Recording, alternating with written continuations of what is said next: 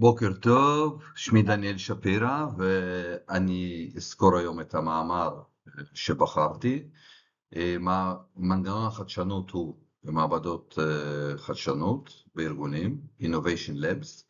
המאמר שבחרתי נושא כותרת Innovation Labs as Drivers for Organizational Innovation Capability, מעבדות חדשנות כמניע של חדשנות ארגונית, יכולת חדשנות ארגונית.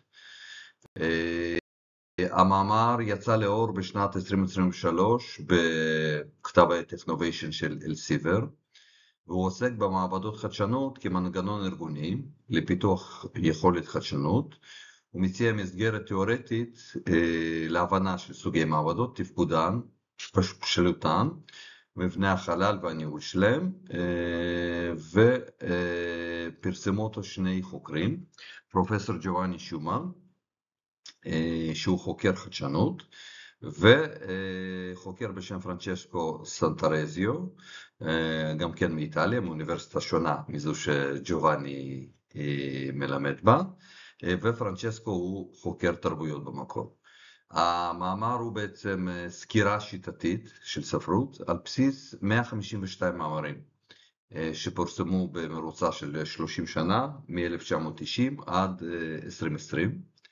מירב המאמרים פורסמו בארצות הברית, מאלה שנזכרו, ובבריטניה, גם ישראל פה, יש לנו 3 מאמרים שנזכרו, וזה מספרים דומים לצד אינדיה ואסטוניה. ממצאים עיקריים מקריאת המאמרים, אז רוב המאמרים עסקו בחדשנות, בעסקים ובניהול, יותר משליש. לפחות בשבילי זו הייתה הפתעה, היות וציפיתי שרוב החדשנות היא בטכנולוגיה, בהנדסה, ולאו דווקא מחפשים חדשנות בעסקים ובניהול, בשיטות ניהול גם. מעבדת חדשנות היא אמצעי יעיל לעקיפת היררכיה, היות וזה במיקוד ההנהלה. ומעבדות חדשנות כמובן עברו אבולוציה ממעבדות סגורות בתוך הארגון למרחבים פתוחים, שיתופיים, מביאים שותפים גם בחוץ, ומונעים משתמשים כמובן. החוקרים מיפו 7 סוגים וטיפוסים של מעבדות, החל מציבורית, דרך אקדמית, מונעת משקיעים, חברות, מעבדת חדשנות שהיא מעבדת ייצור גם, לייצור דגמים, דוגמה בתלת מימד, בלייזר, מעבדות עבודה, ומעבדות חיות, living labs, שזה השכונה שלך, האזור שלך, ממש בקהילה. המאמר מציע מודל להערכת בשלות, 4 רמות בשלות בעצם, אזכור אותם בקצרה. מעבדת חדשנות בשלב מאוד מוקדם, היא עוד לא מגובשת, כנראה מפגשים ראשונים, עוד אין לה חיבורים, עוד אין לה דרך.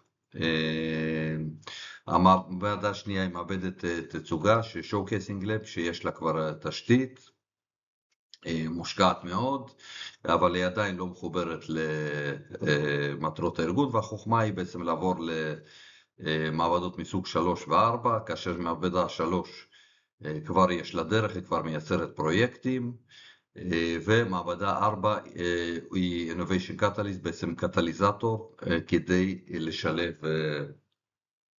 לייצר פרויקטים לארגון ולשמש ממש כקטליזטור. זו הרמה שכולם צריכים לשאוף אליה.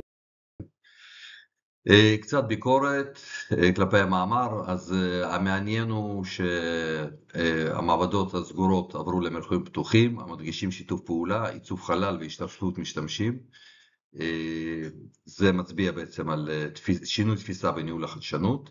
בעייתיות בשיטת המחקר, אז המחקר הוא רק סקר את המאמרים, היו כמה פסקאות במאמר שבעצם החוקרים עצמם כתבו והביאו דעה, אבל זה לא הביא שום מחקר אמפירי חדש, רק סקירה.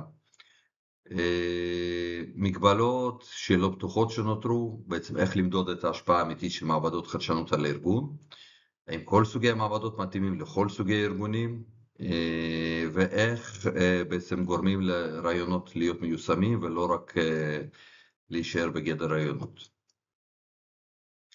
אז היישום הפרקטי, לא רק טכנולוגיה, גם תרבות. המעבדה חייבת לשלב עובדים, זה חוזר כמה וכמה פעמים, שהתשתיות זה לא העיקר, משתמשים בשותפים, אחרת זה נשאר חלל יפה בלבד. המעבדה חייבת להיות מחוברת לאסטרטגיה של הארגון, מה שעושים במעבדה חייב להיות תואם לאסטרטגיה של הארגון. מדידה והטמעה, לא רק לייצר רעיונות, גם למדוד את התוצאות ולהטמיע, למדוד את יישום הרעיונות ולהטמיע אותם בארגון.